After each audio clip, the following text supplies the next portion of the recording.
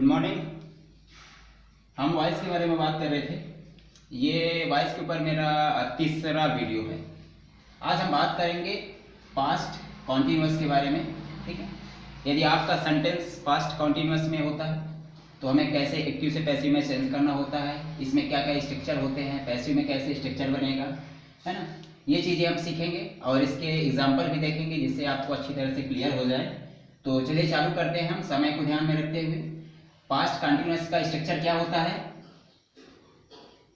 Subject plus was were plus V1 plus ing plus object.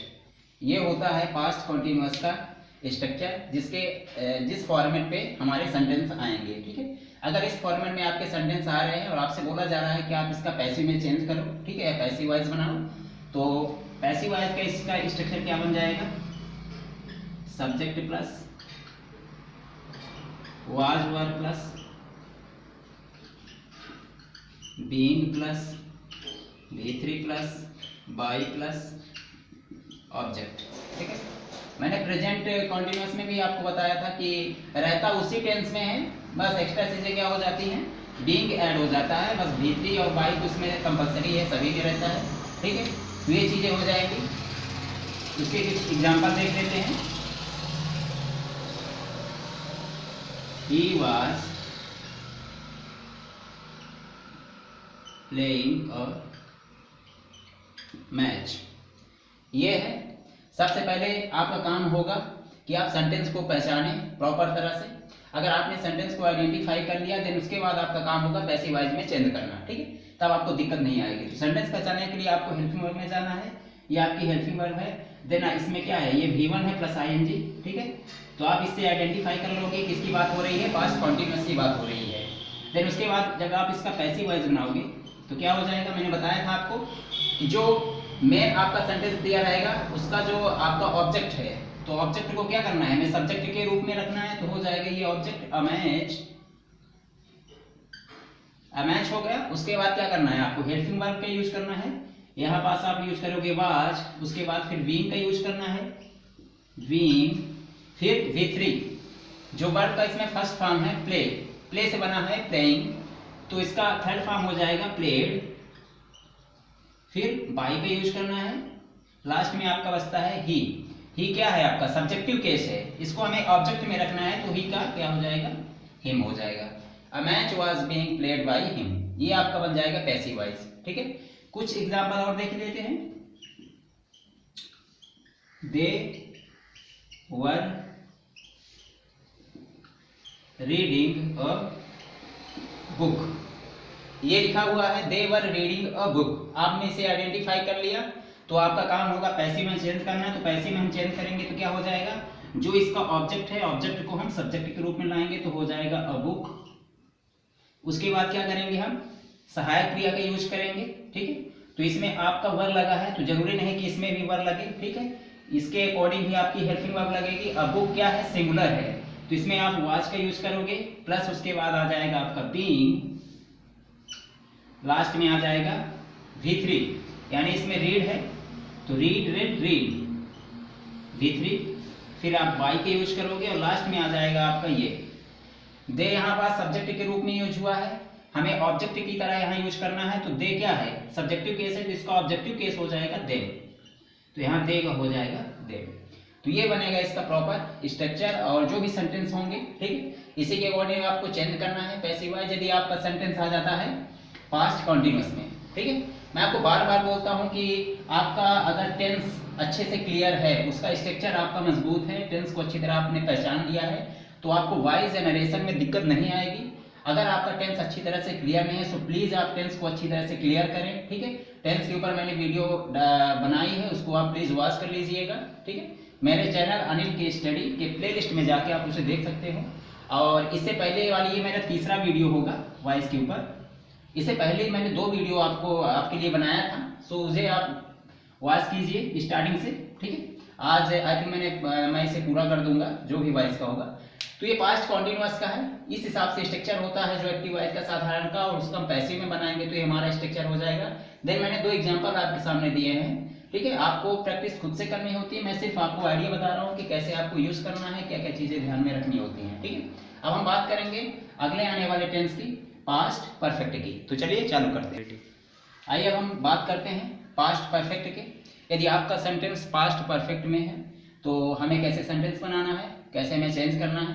ठीक है, तो past perfect का जो स्ट्रक्चर हो जाता है वो क्या हो जाएगा, सब्जेक्ट प्लस हेल्पिंग वर्ब के रूप में हैड का यूज होता है, प्लस V3 का यूज होता है, प्लस आपका लास्ट में ऑब्जेक्ट। ये होता है पास्ट परफेक्ट का स्ट्रक्चर। ठीक है, इसका पैसिव का स्ट्रक्चर जो बनेगा वो हो जाएगा सब्जेक्ट प्लस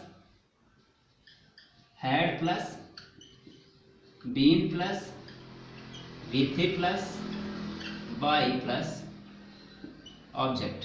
ये हो जाएगा आपका पैसिव का स्ट्रक्चर।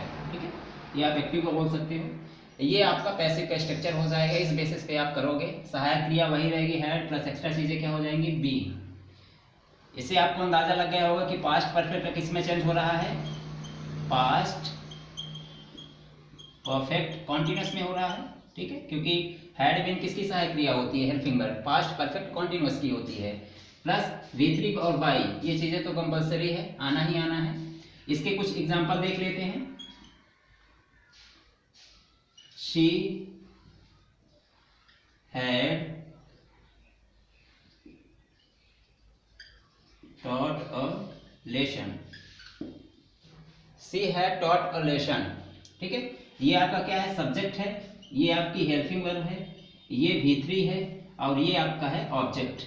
ठीक है, ये फॉर्मेट है जैसा कि हमने यहाँ लिखा है आपका स्ट्रक्चर। ठीक है, ऐसे फॉर्मेट में आए, आपको सबसे पहले पहचानना है कि किस टेंस में है। आपने पहचान लिया, देन उसके बाद आपका काम होगा पैसिव में चेंज करना। तो पैसिव में हम चेंज करेंगे तो क्या हो जाएगा, आपको जो इसका ऑब्जेक्ट है, ऑब्जेक्ट को हम सब्जेक्ट के रूप में लाएंगे। तो स्टार्टिंग में लिखो अ लेसन, उसके बाद क्या हैड बीन का यूज होना है तो होना ही है had been.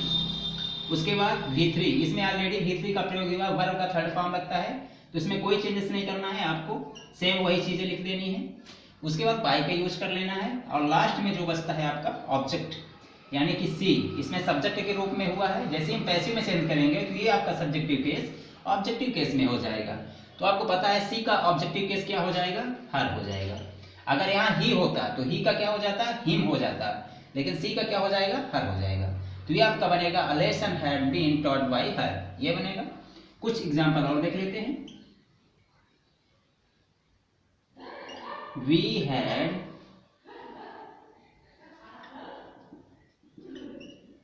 written a letter। ठीक है, ज्यादा डिफिकल्ट एग्जांपल में ले रहा हूँ, एक सिंपल से वे में एग्जांपल आपको करवा रहा हूँ जिससे आपको अच्छी तरह से समझ में आए। लेकिन जब आप प्रैक्टिस करोगे खुद से, ठीक है, बहुत सारे एग्जांपल देखोगे तो आपकी सारी चीजें जो भी हैं क्लियर हो जाएंगी। ठीक है, उसमें आप घबराना मत। ये हमारे पास एक आ गया सेंटेंस, इसका हम पैसिव में चेंज करते हैं और बनाते हैं। तो पैसिव में चेंज करने के लिए सबसे पहले ऑब्जेक्ट की ओर देखेंगे। तो ऑब्जेक्ट है अ लेटर, अ लेटर। उसके बाद क्या करना है, हैड बीन का यूज करना है, हैड बीन। V3 का यूज करना है, इसमें ऑलरेडी V3 का यूज हुआ है, रिटन। फिर बाई का यूज कर लेना है, और लास्ट में आपका बचता है V। V यहाँ सब्जेक्ट के रूप में हुआ है सब्जेक्टिव केस में, तो V का ऑब्जेक्टिव केस क्या हो जाएगा, अस, यहाँ हो जाएगा अस। ठीक है, सब्जेक्टिव केस और ऑब्जेक्टिव केस के बारे में मैंने आपको बताया था। जो भी सब्जेक्टिव केस ऑब्जेक्टिव केस होते हैं आपने नहीं देखा है तो वॉइस के ऊपर मैंने जो पहली वीडियो बनाई थी उसमें मैंने आपको बताया था, कुछ चीजें लिखवाई थी सब्जेक्टिव केस और ऑब्जेक्टिव केस में। ठीक है, आप यहाँ भी देख सकते हो, जैसे वी है तो वी का हो जाता है अस, यू का यू ही रहता है। ठीक है, दे का देम हो जाता है, ही का हिम हो जाता है, शी का हर हो जाता है, और भी काफ़ी चीज़ें हैं, लेकिन इतना मोस्टली आपको काम इतना आपके लिए काफ़ी। ठीक है, इस हिसाब से हम यूज़ करेंगे। तो ये आपका हो जाएगा पास्ट परफेक्ट का।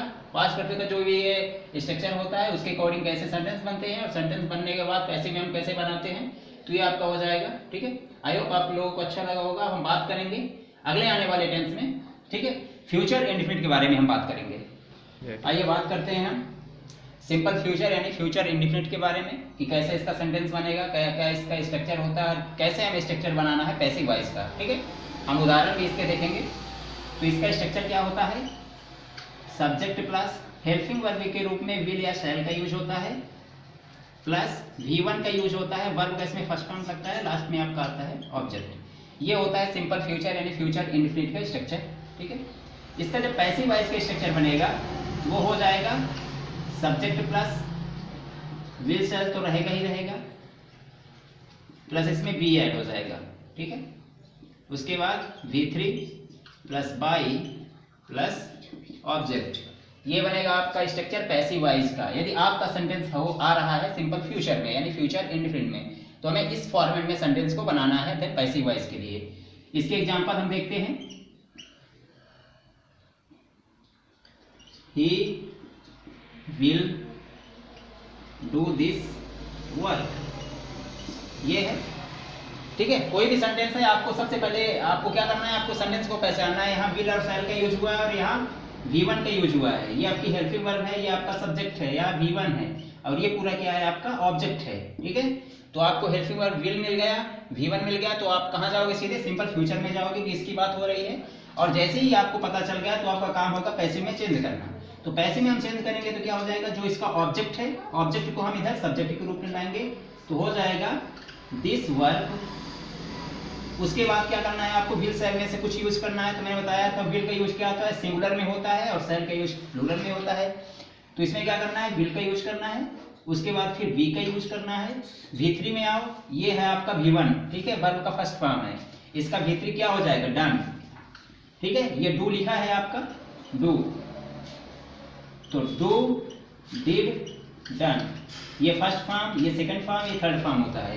तो थर्ड फॉर्म ने लिख दिया डन, उसके बाद बाई का यूज करो, और लास्ट में आपका बचता है ऑब्जेक्ट ही। ही यहाँ सब्जेक्टिव केस में है, हमें ऑब्जेक्टिव केस में रखना है, तो हो जाएगा ही का ही। ये हो गया। एक एग्जांपल और देख लेते हैं।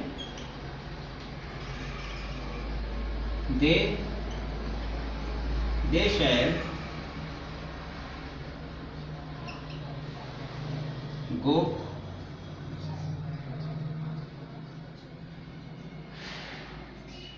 होम, दे शैल गो होम, ठीक है, ये लिखा हुआ है। इसका हम बनाते हैं पैसिव वॉइस। कैसे बनाएंगे हम, जो इसका लास्ट में आपका होम है यानी ऑब्जेक्ट है, तो ऑब्जेक्ट को हम सब्जेक्ट के रूप में लाएंगे, तो आपका हो जाएगा होम। होम के बाद क्या करना है आपको, विल और शैल में से कुछ यूज करना है, तो इसमें यूज होगा विल का, ना कि शैल का, ठीक है। यहाँ दे के अनुसार शैल का यूज हुआ है। दे क्या है आपका, जो सब्जेक्ट है वो प्लूरल है यानी बहुवचन है, तो उसके साथ ये शैल का यूज हुआ है। तो हमें होम के अनुसार यानी कि ऑब्जेक्ट को हम सब्जेक्ट बनाते हैं, तो सब्जेक्ट इस सब्जेक्ट के अनुसार हमें सहायक क्रिया का यूज करना होता है। तो विल हमने लगा दिया, उसके बाद बी का यूज करो, फिर V3 में आ जाओ। ये गो क्या है, फर्स्ट फॉर्म में है, तो go went gone, third form gone हो जाएगा। उसके बाद बाई का यूज करो, और फिर बचता है ये दे। यहाँ सब्जेक्टिव केस में है, हमें इसे ऑब्जेक्ट के रूप में रखना है, तो दे का हो जाएगा देम, ठीक है। तो ये चीजें हैं, स्ट्रक्चर बेस है, आप लोगों को पता होनी चाहिए, आप लोग प्रैक्टिस करना है इससे, ठीक है। इतने एग्जाम्पल मैंने करवा लिया, कुछ तो आइडिया जरूर लग गया होगा आप लोगों को, ठीक है। अब लास्ट हम देखेंगे जिसमें बनेगा आपका पैसिव एक्टिव, जो भी है सिंपल फ्यूचर का हो गया है, फ्यूचर परफेक्ट का हम देखेंगे लास्ट वाला, ठीक है। तो चलिए चालू करते हैं हम फ्यूचर परफेक्ट का। आइए बात करते हैं हम लास्ट टेंस की, फ्यूचर परफेक्ट, ठीक है। फ्यूचर परफेक्ट में हम देखेंगे क्या इसका स्ट्रक्चर बनेगा, सब्जेक्ट प्लस विल या शैल plus have plus V3 plus object, ये रहता है बेसिक सा स्ट्रक्चर इसका, ठीक है। इसको आप एक्टिव स्ट्रक्चर बोल सकते हो। जब इस स्ट्रक्चर का हम पैसिव वॉइस बनाएंगे तो क्या हो जाएगा, subject plus will shall plus have plus been plus V3 plus by plus object, ये बनेगा आपका। अगर आपका सेंटेंस इस फॉर्मेट में दिया हुआ है यानी कि फ्यूचर परफेक्ट में दिया हुआ है, और उसका बोला जा रहा है कि आप पैसिव में चेंज करो या पैसिव वॉइस बनाओ, ठीक है, तो आपको इस फॉर्मेट को फॉलो करना है, ठीक है। रहेगा वही सारी चीजें रहेंगी, बस इसमें बीन एक्स्ट्रा लग जाएगा। आपको पता है ये फ्यूचर परफेक्ट का है, तो किसमें चेंज हो जाएगा, फ्यूचर परफेक्ट कॉन्टिन्यूअस में, ठीक है। इससे पहले भी मैंने बताया था फ्यूचर परफेक्ट कॉन्टिन्यूअस में हो जाएगा, इसमें भी बीन का यूज होता है, ठीक है। ऐसी चीजें आपको ध्यान में रखनी है। कुछ इसके एग्जांपल देखते हैं। They shall have done this work, ठीक है।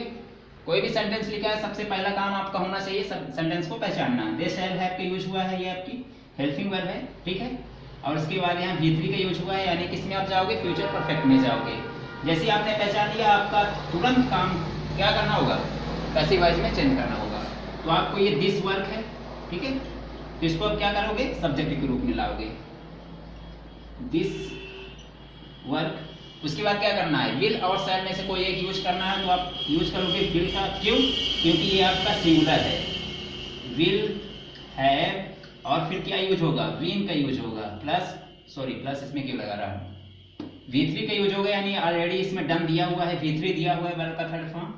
और बाय का यूज करना, लास्ट में आपका ऑब्जेक्ट आ जाएगा दे। यहाँ सब्जेक्टिव केस के रूप में आया है, तो हमें ऑब्जेक्ट में बनाना है, तो ऑब्जेक्ट में हो जाएगा दे, ठीक है। दूसरा एग्जांपल देख लेते हैं।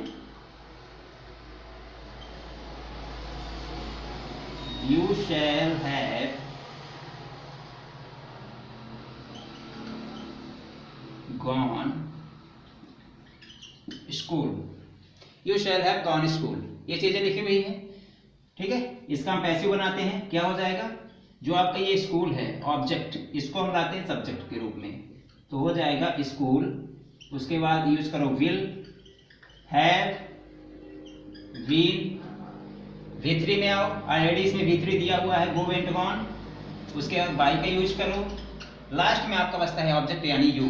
तो मैंने बताया था यू का सब्जेक्टिव और ऑब्जेक्टिव केस दोनों क्या होते हैं, वही होते हैं, तो यू का यू ही हो जाएगा। School will have been gone by you, ठीक है। तो ये चीजें हैं, दो एग्जांपल मैंने करवाया, आप लोग प्रैक्टिस करना है इससे। फ्यूचर परफेक्ट का जो इसके स्ट्रक्चर होते हैं, पैसिव का क्या स्ट्रक्चर बनता है, उसी के बेसिस पे हमने आपको बताया, उसी के बेसिस पे आपको करना है, जिससे आप इजीली समझ सकते हो, ठीक है। स्ट्रक्चर आपका मेन होना चाहिए, मैंने आपको टेंस नहीं बताया था, स्ट्रक्चर बेसिस पे आप करोगे तो आपको दिक्कत नहीं आएगी, ठीक है। इसके बाद आपको कुछ चीजें मैं बताना चाहूंगा, एक्स्ट्रा चीजें, ठीक है। जैसे कि कोई भी परफेक्ट कॉन्टिन्यूअस हो, परफेक्ट कॉन्टिन्यूअस, ठीक है, चाहे वो प्रेजेंट का हो, चाहे वो पास्ट का हो, या फिर चाहे वो फ्यूचर का हो, ठीक है। इनमें क्या होता है, वॉइस नहीं बनती है, ठीक है, नहीं तो मैं आपको बनवाया हूं। चाहे present perfect continuous, past perfect continuous, future perfect continuous है, इनकी वॉइस नहीं बनती है, ठीक है। और एक है फ्यूचर कॉन्टिन्यूअस, ये चार चीजें हैं, इनकी वॉइस आपकी नहीं बनती है, ठीक है, आपको देखने को नहीं मिलेगी, इसलिए मैंने आपको नहीं करवाया है, ठीक है। चार चीजें हैं, इनको आप ओमिशन ऑफ वॉइस बोल सकते हो, ठीक है, यानी कि जिसमें वॉइस का यूज नहीं होता है उसे ओमिशन ऑफ वॉइस बोल सकते हैं, जैसे ओमिशन ऑफ आर्टिकल होता है, उसी तरह आप इसको बोल सकते हो। तो ये चार चीजें हैं, आपको ध्यान में रखनी है कि इनकी वॉइस नहीं बनती है ना, तो इनमें आपको जाना है, ठीक है। तो इस वीडियो में मैंने टेंस के अकॉर्डिंग जितने सारे वॉइस बनेंगे स्ट्रक्चर बेस पे आपको सारे मैंने बता दिए हैं। अगली वीडियो में एक वीडियो और बनाऊंगा वॉइस में, अगली वीडियो में मैं एक्स्ट्रा चीजें एग्जाम के पॉइंट ऑफ व्यू से बताऊंगा, किसी भी कॉम्पिटिटिव एग्जाम में कैसे आते हैं, ठीक है। वो किसी भी स्पेशली कॉम्पिटिटिव एग्जाम के पॉइंट ऑफ व्यू से बहुत इंपॉर्टेंट है, ठीक है। कि कुछ ऐसे वर्ड्स डेफिनेटली हो जाते हैं कि उनमें बाई का यूज ना करके टू लगता है, कुछ ऐसे वर्ड जाते हैं जिनमें बाई का यूज ना करके इन लगता है, तो बहुत सारे ऐसे कुछ वर्ड्स हैं पर्टिकुलर, उनके बारे में हम बात करेंगे। और हम बात करेंगे स्पेशली इंट्रोगेटिव और निगेटिव सेंटेंस आ रहा है, तो उनको हमें कैसे वॉइस में एक्टिव से पैसिव में चेंज करना होता है, इसके बारे में हम जरूर बताएंगे एक वीडियो में, ठीक है। ये तो एक बेसिक सा फॉर्मूला था जो आपका टेंस के अकॉर्डिंग मैंने आपको समझाया था। तो इस वीडियो में आज के लिए इतना ही, ठीक है। और अगर आपने मेरी पिछली वीडियो ना देखी हो, ठीक है, वॉइस के ऊपर फिर टेंस के ऊपर, आप प्लीज उसे वॉच कर सकते हैं, मेरे चैनल अनिल के स्टडी के प्लेलिस्ट में जाके उसे वॉच कर सकते हैं, जिससे चीज़ें आपको और अच्छी तरह से क्लियर हो जाए। तो आज के लिए सिर्फ इतना ही, तो मिलते हैं किसी अगली वीडियो में, तब तक के लिए स्वस्थ रहिए, खुश रहिए, धन्यवाद, जय हिंद।